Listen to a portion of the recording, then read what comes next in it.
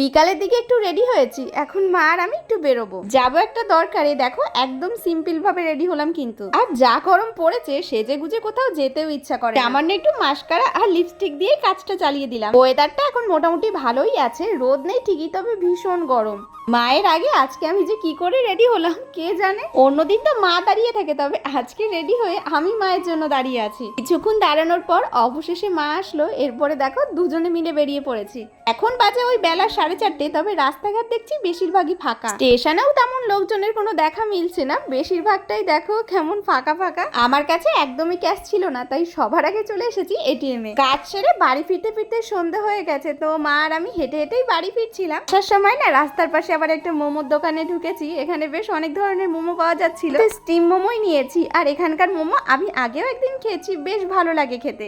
এক প্লেটই মোমো নিয়েছি, কারণ মা বলছে খাবে না, তাই দুজনে মিলে এক প্লেট খেয়েছি। এখানে 5টা স্টিম মোমো নিয়েছে 50 টাকার। মোমোর সাইজটা কিন্তু বেশ ভালো ছিল, সঙ্গে চাটনি। বেশ কয়েকদিন ধরে আমার মোমো খেতে মন চাইছিল, তবে তেমন ভাবে কোথাও পাচ্ছিলাম না। মোমো খেতে আমার বরাবরই ভালো লাগে, তবে সব জায়গার মোমো কিন্তু খেতে ভালো লাগে না। খাওয়া দাওয়া করার পর আমরা চলে গেছিলাম বাড়ির দিকে। যাওয়ার পথে না আবার লেবুও কিনেছি।